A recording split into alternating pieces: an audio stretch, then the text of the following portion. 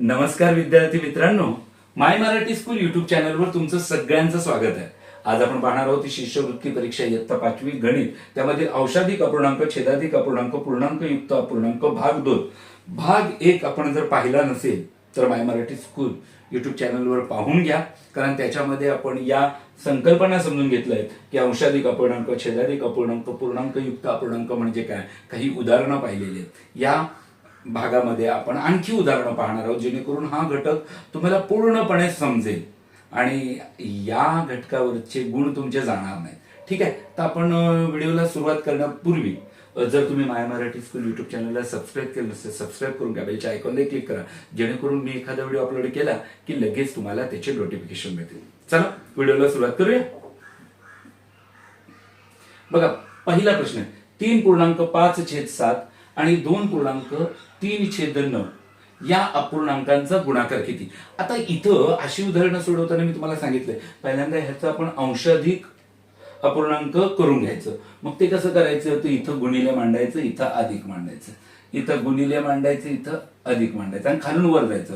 मग 7 गुणिले 3 म्हणजे 7 त्रिक 21, त्याच्यात 5 मिळवा, 22, 23, 24, 25, 26 म्हणजे अंशात येणार 26 आणि छेदस्थानी येणार 7. इथे गुणाकार. आता इथे खालून वर जा, 9 दुने 18, 18 मध्ये 3 मिळवा, 19, 20, 21 अंशात 21 आले आणि छेदस्थानी किती आले, 9. एवढं कळतंय. आता इथे ना असा जर भाग जात असेल ना तर तो भाग लावून घ्यायचा. म्हणजे बघा, अंशाचा छेदाला, छेदाचा अंशाला भाग जातोय का बघायचं. म्हणजे इथं बघा, 7 आणि 21 एकाच पाड्यात आहेत, 7च्या म्हणजे 7च्या पाड्यात 7 पण आहेत आणि 21 पण आहेत. मग ते किती आहेत, 7च्या पाड्यात 7 पहिले आहेत आणि 7च्या पाड्यात 21 किती आहेत, तिसरे आहेत. म्हणजे बघा, मी पुढे लिहितो 26 गुणिले 3 बरोबर आहे. इथं 1 गुणिले 9 9च येतं. आता मला सांगा, 3 आणि 9 कोणाच्या पाड्यात आहेत, तर 3च्या. 3 एके 3 आणि 3 त्रिक 9 म्हणजे उत्तर काय आलं, 26/3 म्हणजे 26/3 आहे का याच्यामध्ये, आहे. पर्याय क्रमांक 2. होतं की नाही सोपं, काहीच अवघड नाही याच्यामध्ये. आता दुसरं तसंच उदाहरण आता आपण सोडूया. तुम्हाला माहितीये 2.1/4 चा अंशाधिक अपूर्णांक करण्यासाठी इथे गुणिले मांडायचं, इथं अधिक मांडायचं. 1.2/5 त्याचं अंशाधिक अपूर्णांकात रूपांतर करण्यासाठी इथे गुणिले मांडायचं, इथं अधिक मांडायचं. गुणाकार विचारलेला आहे आपल्याला या अपूर्णांकांचा, बरोबर ना. मग आता बघा, खालून वर जाऊ, 4 दुने 8, 8त 1 मिळवला तर 9 म्हणजे इथं पहिला अपूर्णांक मिळाला 9/4 गुणिले गुणाकार करायला सांगितलंय. खालून वर 5 एके 5, 5 आणि 2 7, 7/5. या ठिकाणी काय कुठे भाग जातोय का, अंशाचा, छेदाचा, छेदाचा अंशाचा, काय नाही. मग आता सर 9 7 63 आणि 5 20 बरोबर आहे. इथेही यांच्या दोघांमध्ये भाग जाण्यासारखं काहीच नाहीये. म्हणजे या काय आहेत, सहमूळ संख्या आहेत. म्हणजे एक सोडून दुसरा कोणताही विभाजक नाही. मग पर्याय क्रमांक 1 63/20. सोपं होतं की नाही सांगा मला. तिसरं उदाहरण, 5.1/4 म्हणजे किती. आता बघा, इथे तुम्हाला माहिती आहे 5.1/4 4.25 5.5 5.5 आणि 5.25. आता इथं पूर्ण भाग किती आहेत रे, 5 बरोबर आहे. पूर्ण भाग किती आहे, 5. आणि हा जो अपूर्णांक आहे तो 1/4 म्हणजे 4 भागातला 1 म्हणजे पाव ना. म्हणजे इथं कसं आहे, 5 आणि पाव. पूर्ण भाग आहेत 5 आणि पाव. म्हणजेच तुम्ही त्याला काय म्हणाल, पाव आले की मी काय तुम्हाला सांगितलं, 1/4 पाववा. म्हणजे पाव आले की 1/4 म्हणायचं. मी या ठिकाणी म्हणतो 1/4 आणि पुढे म्हणतो पाव. 5 पाव नाही, 5 1/4 पूर्ण 5 भाग आहेत, 1/4 आहे का पण याच्यात, आहे बघा इथे. लक्षात आलं, 1/4 पाव म्हणजे पाव भाग आला तर ते 1/4 होत असतं. पूर्ण भाग आणि पाव भाग म्हणजे 1/4 होत असतं. ठीक आहे, सोपं आहे, लक्षात आलं असेल. पुढे जा, 13.3/4. आता बघा, पूर्ण भाग किती आहेत, पूर्ण भाग किती आहेत, पूर्ण 13 आहेत, बरोबर की नाही. आणि हा जो अपूर्णांक आहे तो आहे 3/4, म्हणजे 4 भाग करा आणि त्यातले 3 भाग घ्या, म्हणजे असं होईल का रे, हे समजा असा वर्तुळ आणला आणि याचे 4 भाग समान केले आणि त्यातले आपण हे समजा हे रंगवले, हा रंगवला, म्हणजे पाऊण भाग झालं की नाही. 3/4 म्हणजे पाऊण, म्हणजे 13 पूर्ण आणि पाऊण भाग. लक्षात येते, 13 पूर्ण आणि पाऊण भाग. 13 आणि पाऊण भाग. तर 13 आणि पाऊण भाग.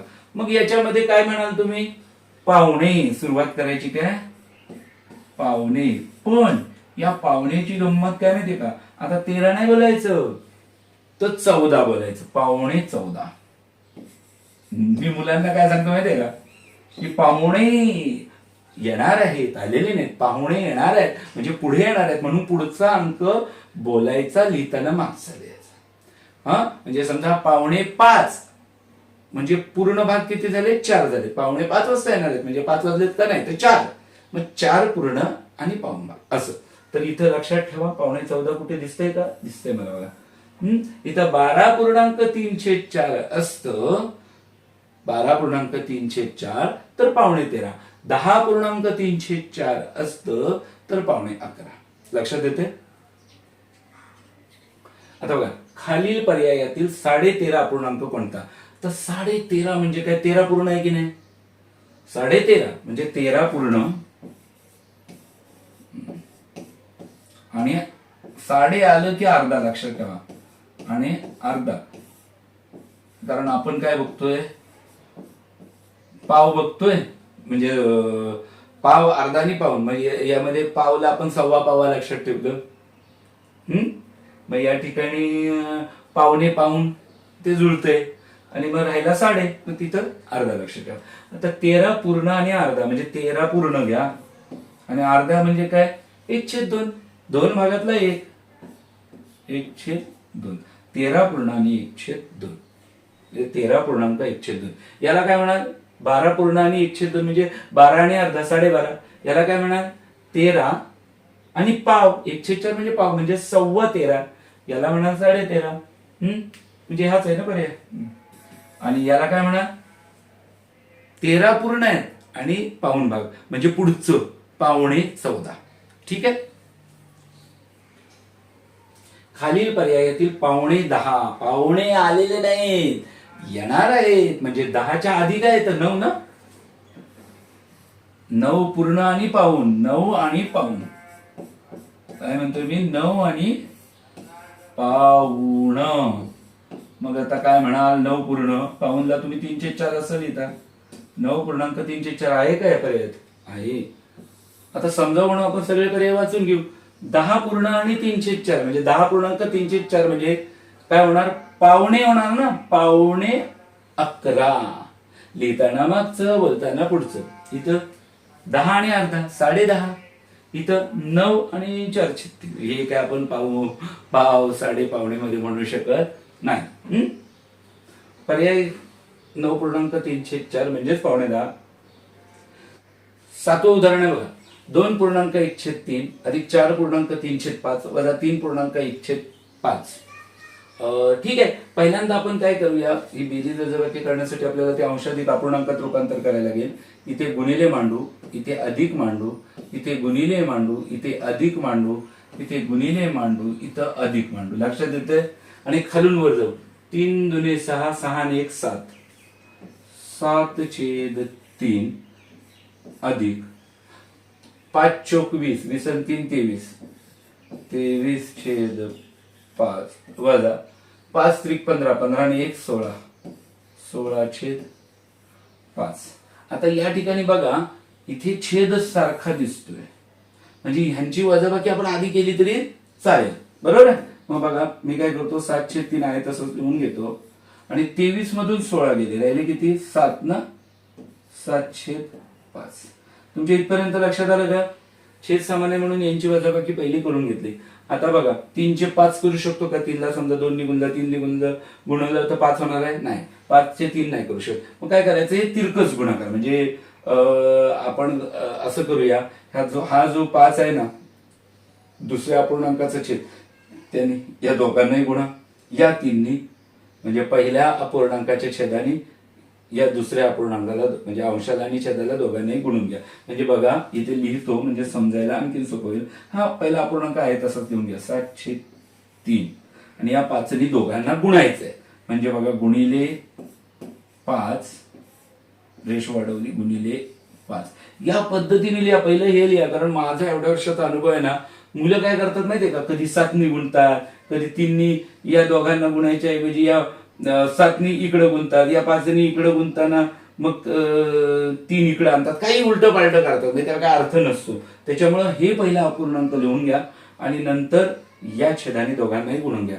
नंतर तसंच अधिक हा अपूर्णांक आहे तसंच लिहा, काही नाही, थोडस वाढीव काम सांगतो मी, पण ती कन्सेप्ट क्लिअर होते. नंतर मग क्लुप्त्या वगैरे बघू नंतर आपण. 7/5 लिहिलं आणि या 3नी दोघांना गुणून घ्या, गुणिले 3, रेष वाढवली आणि गुणिले 3. म्हणजे आता काय होईल बघा, 7/5 35 आणि खाली 3/5 15 म्हणजे 35/15 अधिक 7त्रिक 21, 21/15, कारण 5 15 होता. आता यांची बेरीज करू. 5 आणि 1 6, 3 2 5 आणि खाली 15, 56/15 आहे का बघा, दिसते बघा पर्याय क्रमांक 4 मध्ये आहे. लक्षात आलं? ओके, पुढे जाऊया. खालीलपैकी कोणत्या अपूर्णांकाचे पूर्णांकयुक्त अपूर्णांकात रूपांतर करता येणार नाही? लक्षात घ्या, जर अपूर्णांक अंशाधिक असेल, म्हणजे अंशाधिक म्हणजे मी काय म्हणतोय की छेदापेक्षा अंश मोठा, तरच त्याचं पूर्णांकयुक्त अपूर्णांकात रूपांतर करता येतं. जर अपूर्णांक अंशाधिक असेल तर, जर तो छेदाधिक असेल तर अपूर्णांकाला तुम्ही पूर्णांकयुक्त अपूर्णांकात रूपांतरित करू शकत नाही. छेदाधिक आला तर पूर्णांकयुक्त अपूर्णांक होणार नाही. मग इथे छेदाधिक आहे का बघायचं. 59/7 अंशाधिक म्हणजे याचं आपण रूपांतर करू शकतो. 13/15, अरे बापरे, 15 हा छेद मोठा आहे, म्हणजे पर्याय क्रमांक 2 याचं आपण पूर्णांकयुक्त अपूर्णांकात रूपांतर करू शकत नाही.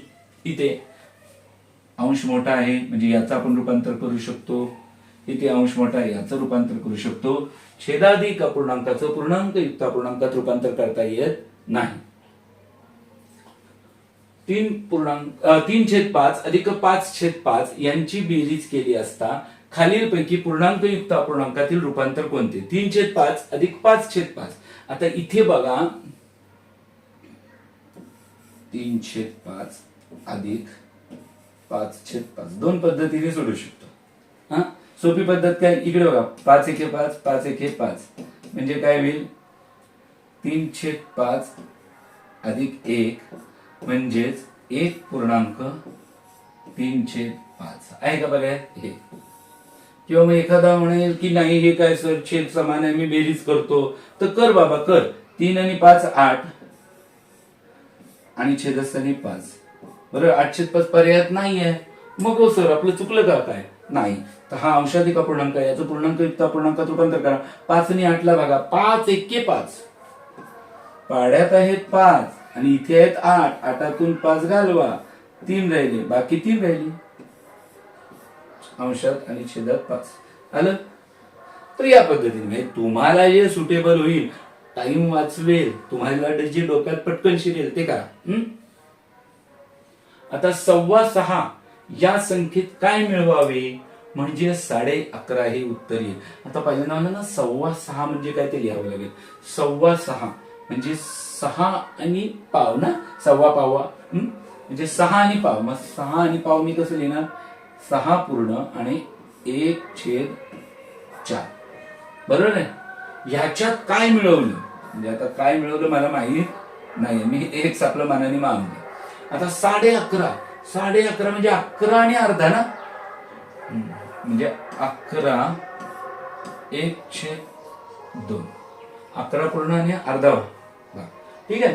आता ही किंमत काढायची, काय मिळवले त्याच्यासाठी पहिल्यांदा याला अंशाधिक अपूर्णांकात रूपांतरित करून घेऊ. मग आता याला इथे गुणिले, इथं अधिक, इथे गुणिले, इथं अधिक. आणि खालून वर जा, 4 6 24, 24 आणि 1 25, 25/4 अधिक एक्स म्हणजे मला माहित नाही, मी आपलं असंच घेतलंय बरोबर. 11 दुने 22 आणि 1 23, 23/2. आता आपल्याला याची किंमत काढायची आहे ना, तर लक्षात ठेवा या उत्तरातून ही वजा करा, म्हणजे काय होईल, तुम्हाला ही संख्या मिळेल बरोबर आहे. पण काय करूया, 23/2 वजा 25/4 करू.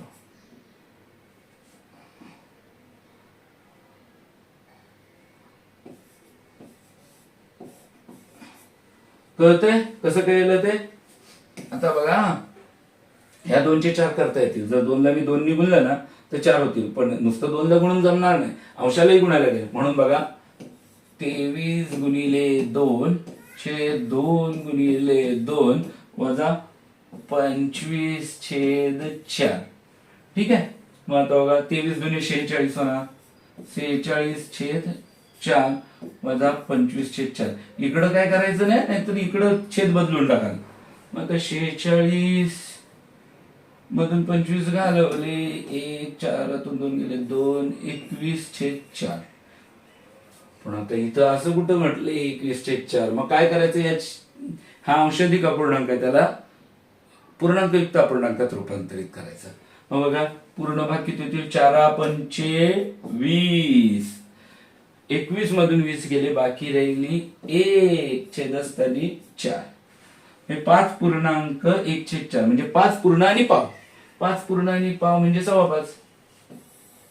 थोडस वाटेल तुम्हाला अवघड होतं की काय, काही नाही, अवघड नाही आहे, सोपं गणित आहे.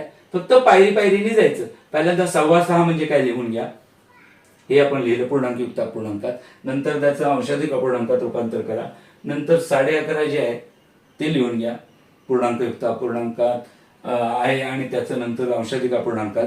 नंतर ते जे उत्तर येणार आहे त्याच्यातून आधीच वजा करा, म्हणजे राहिलेली संख्या मिळेल ना कोणती आहे ती, 5.25. ठीक आहे, पुढे जाऊया.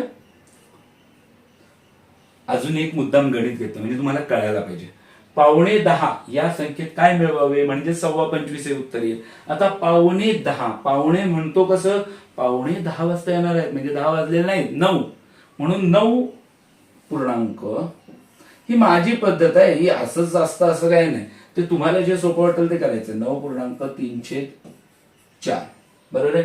या संख्येत काय मिळवावे माहित नाही, काय मिळवावे, म्हणून मी आपला एक्स मानला बरोबर आहे. मग किती येणार, 25.25, 25.25 सव्वा पाववा म्हणजे काय, 25 पूर्ण आणि पावभाग. 25 आहे ना तिथं, मग 25 पूर्ण आहे आणि पावभाग म्हणजे 1/4. हे उत्तर यायला पाहिजे. आता मी काय करतो तुम्हाला माहिती आहे, याला अंशाधिक अपूर्णांकात रूपांतरित करतो. इथं गुणिले, इथं अधिक, इथं गुणिले, इथं अधिक, खालून वर जायचं. 4 9 36, 36 आणि 3 39, 39/4 अधिक एक्स बरोबर 4 आणि 25 ला गुणलं म्हणजे काय, 25 चौक 100 आणि 1 101, 101/4. आता तुम्हाला माहिती आहे एक्स ची किंमत काढायची आहे, याला आपण पलीकडे पाठवू, इकडे बेरीज आहे, पलीकडे जाताना वजाबाकी होईल. म्हणून बघा एक्स बरोबर 101/4 वजा 39/4 मी इथं लिहितो. 1तून 9 जात नाही, मग 11तून 9 गेले 2 आणि 10तून 4 गेले 6, 62/4. हे कसं आलं कळलं तुम्हाला, 62/4. 101 मधून 39 वजा केले तेव्हा. आता इथं असं काहीच नाही, म्हणजे अंशाधिक अपूर्णांक आहे, त्याला आपण पूर्णांकयुक्त अपूर्णांकात रूपांतरित करू, म्हणजे आपल्याला उत्तर मिळेल. 4 आणि 6 ला भाग गेला 1चा, 4 1 4, पाड्यात आहेत 6, पाड्यात आहेत 4, इथे आहेत 6, 6तून 4 गेले, बाकी राहिली 2 छोटेशी 2 मी इथे दिले, झाले 22, 4 25, म्हणजे इथं बघा 15 पूर्ण आलं. आता 4 25, पाड्यात आहेत 20, इथे आहेत 22, म्हणजे बाकी किती राहील, 20च्या पुढे 22 किती घर आहेत, 21 22, 2 बोट आहेत, म्हणजे 2 घर आहेत, म्हणून 2 बाकी आली, ती वरती लिहिली आणि छेदस्थानी 4. बघा इथं 15.204 नाहीये. अरे बापरे, चुकलं की काय, नाही चुकलेलं, काय आहे हे 2/4चं रूपांतर करू शकता बघा, संक्षिप्त रूप देऊ शकतो. म्हणजे जसं 2च्या पड्यात 2 किती आहेत, 1, 2च्या पड्यात 4 किती आहेत, 2, म्हणजे उत्तर काय आलं 15.1/2. म्हणजे 15.5. अर्धा म्हणजे 1.5 म्हणतो आपण ना, बरोबर आहे. फक्त 1 आणि अर्धा असेल तर 1.5 म्हणायचं नाही, तिथं 1.5 म्हणतात. 2 आणि अर्धा असेल तर 2.5 नाही म्हणायचं, 2.5 म्हणायचं. एवढं फक्त लक्षात ठेवा. आता बघा हे यातलं उदाहरण की या ठिकाणी ही चिन्ह आहे आणि या औषधिक अपूर्णांकाचे रूपांतर हे कसं आहे, 1.3/8 असे पूर्णांक युक्त अपूर्णांक होते, तर या चिन्हाच्या जागी कोणता अंक येईल. आता या ठिकाणी लक्ष द्या, एकदम सोपं उदाहरण आहे. एक तर याचं रूपांतर करून घ्या अंशाधिक मध्ये. 8 1 8 आणि 3 11, 11/8. ठीक आहे. म्हणजे बघा दोन्ही समान अंक आहेत, इथं दोन्ही समान अंक आहे, म्हणजे काय येणार, 11 येणार. बरोबर की एकदमच सोपं झालं की नाही. आणि इथे बघा इथे काय येणार, 1 येणार ना, 1 आणि 7 8. काही म्हणजे या उदाहरणात काहीच नव्हतं. म्हणजे तुम्ही असंही विचार करू शकता, 7 मध्ये किती मिळवले की 8 येणार, तर 1 मिळवल्यावर 8 येणार ना. मग इथे या ठिकाणी 1 घ्यायचा, मग इथे 1 तर इथे पण 1, इथे पण 1, अशा पद्धतीने सोपं आहे. पर्याय कुठं आहे, 1 1 1 1 इथे आहे. पर्याय क्रमांक 2 आपल्याला 2 मिळवायचे. पर्याय क्रमांक 2 1 मिळवायचे. 2.3/5 या अपूर्णांकाचे अंशाधिक अपूर्णांकात रूपांतर केल्यावर येणाऱ्या उत्तरातील छेदाच्या दुपटीपेक्षा अंश कितीने जास्त. ठीक आहे. याचं पहिल्यांदा अंशाधिक अपूर्णांकात रूपांतर करू. ई गुणिले अधिक 5 दुने 10, 10 आणि 3 13, 13/5 बरोबर आहे. अंशाला 13 आणि छेदाला 5. त्यांनी काय म्हटलंय, हे ना उदाहरण वाचणं महत्वाचं आहे. या अपूर्णांकाचे अंशाधिक अपूर्णांकात रूपांतर केले येणाऱ्या उत्तरातील छेदाच्या दुपटीपेक्षा अंश कितीने जास्त आहे. आता छेदाची दुप्पट किती होईल, 5 दुने 10 होईल. मग त्याच्यापेक्षा अंश कितीने जास्त आहे, इथे 13 आहे, आपली छेदाची दुप्पट 10 आहे, म्हणजे 11 12 13, 3 ने जास्त आहे. पर्याय क्रमांक 1 3 ने जास्त आहे. लक्षात येत आहे, काहीच अवघड नाही. 14, प्रांजलने बाजारातून 4.5 किलोग्रॅम गहू. 4.5 किलोग्रॅम कसं लिहिणार, 4 आणि अर्धा म्हणजे 4.1/2. 2.25 किलोग्रॅम बाजरी. 2.25 किलोग्रॅम बाजरी म्हणजे मी काय लिहिणार, 1 आणि 3/4, 1.5 व 8.25 किलोग्रॅम तांदूळ आणले. तर तिने एकूण म्हणजे बेरीज आहे. म्हणजे इथं मला लगेच चिन्ह देतो.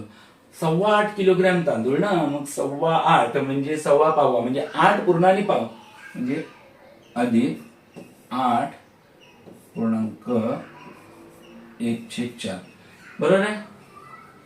4.5 4.1/2, 2.25 1.3/2 3/4 आणि 8.25 8.1/4. आता याच्यासाठी आपण काय करू, याला अंशाधिक रूपांतर करूया अंशाधिक अपूर्णांकात.